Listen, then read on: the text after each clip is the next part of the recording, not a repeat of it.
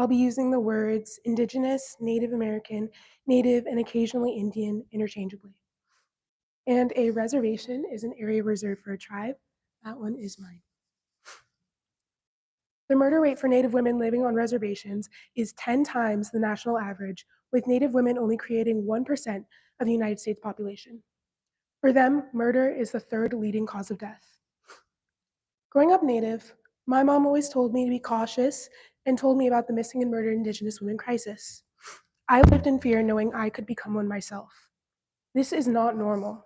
The fear Native women have to live with and the disproportionate violence against them demands attention and change. Understanding and highlighting this issue is critical, not just for these women, but for their loved ones and entire communities. In this speech, I will look back into the roots of MMIW, the starting list statistics, the reasons this issue is so underrepresented, and how we can work toward a change. The violence and trafficking of Indigenous women is not random, it reflects much deeper issues. This crisis is not new. Native women have been forced to face violence since colonial times. They were sexually exploited, dehumanized, and subjected to violence by European settlers. Native Hope 2024 explains that according to Andre Smith in his paper, Not an Indian Tradition, the Sexual Colonization of Native Peoples, he describes how Indigenous women were viewed as polluted and sinful by colonizers. This mindset set the stage for centuries of violent or sexual violence and lack of attention to Native lives. Starting in the 1830s, Native American children began attending residential or boarding schools by choice or by force across the United States and Canada. Most families believed these schools would be a positive learning experience. What they didn't know about is the horrors that occurred at these schools. Facing History in Ourselves 2021 explains that children were forced to cut their hair, speak a language they didn't understand, or they would be hit or face cruel punishment such as being humiliated in front of their classmates or being locked in closets for weeks or for hours or days. Nelson 2022 explains that 1 in 4 children attending one of these schools would go on to die there. At one school, the fatality rate was 69%. Tuberculosis was extremely common, and conditions of living were horrible. A survivor of a residential school in Canada described his time there as, "We cried to have something good to eat before we went to sleep. A lot of times the food we had was rancid and full of maggots." The government knew about the malnutrition. In fact, in the 1940s, a series of school inspections by the Canadian Federal Nutrition Division found poor food service to be universal in these schools. Hudgens 2024 explains how over 1,000 children were sexually abused by over 100 priests, sisters, and brothers, with many more facing physical abuse. Most of this abuse occurred in the 1950s and 60s, and expert Deb Parker believes this abuse was much more widespread than many think. She explains how most of the survivors were told to stay quiet about it, or they would be hurt, that God wouldn't love them, or that it would lead to eternal damnation. She further explained that considering these children were so young and probably very confused, they likely didn't process that they were being abused at the time. Many of the children that survived were not accepted by their families afterwards because they couldn't even recognize them anymore. My great-grandma went to one of these schools, and as a family, we knew not to ask about it because of the trauma that she had from going there. The trauma from these schools passed down generations, and Native people still need to heal. Native women are trafficked at disproportionately high rates. Nickel 2022 explains how studies show that up to 40% of trafficking victims are Native American. The physical and sexual abuse and violence inflicted on these women is appalling. Results from a 2015 study on the health impacts of trafficking in Native communities shows that 84% of respondents had been physically assaulted in their lifetime. 72% suffered traumatic brain injury, and 99% had scarring, dental problems, or neurological impairments. The trauma these women endured is so extreme that their rates of PTSD are comparable to that of war veterans.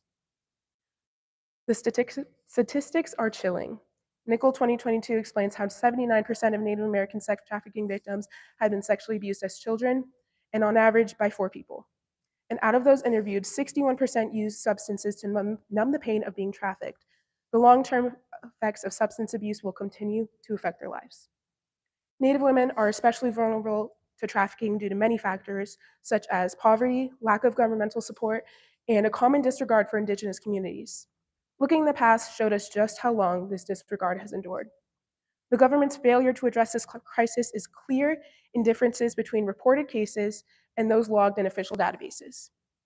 Native Hope 2024 explains how the National Crime Information Center logged 5,712 reports of missing Native women in 2016, but the US Department of Justice federal database only logged 116 cases. Office of Justice Services 2024 explains how the Bureau of Indian Affairs estimates that 4,200 cases of missing and murdered Indigenous women remain unsolved. And Native Hope 2024 explains how cases of MMIW are commonly misclassified due to Native women being listed as Asian or Hispanic. Adding to the problem is lack of attention from law enforcement and media. The cases of missing and murdered Indigenous women are often ignored or downplayed, leading to little action on the cases. The United States and Canada need to adopt policies that focus on reducing MMIW and investigating these cases more thoroughly. Wisconsin Department of Justice 2024 described their MMIW task force as a force that works to prevent abduction, murder, and trafficking, and other types of violence. They focus on collecting data, improving methods of communication between federal, state, and tribal authorities.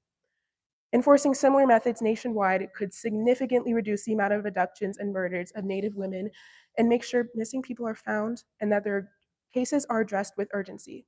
Media would likely put more attention in these stories, and Native women won't just seem like a number to the world. Putting more attention to spreading awareness would make this a more nationally recognized issue. Urban Indian Center of Salt Lake 2021 explains ways to be active in the movement. Activists and nonprofits organize marches and meetings, and some more ways to honor these women are creating a memorial, attending a candlelight vigil, or learning about missing and murdered Indigenous women in your community. Women like Savannah Graywind, an 8-month pregnant Native woman from Fargo whose baby was cut out of her stomach before she was murdered by her neighbors in 2017. Nickel 2022 explains another way to support the MMIW movement is to listen to the victims. This need was expressed best by one of the survivors in a Garden of Truth study, saying, quote, "Women like myself need someone they can feel they can trust without being judged on how they live their lives.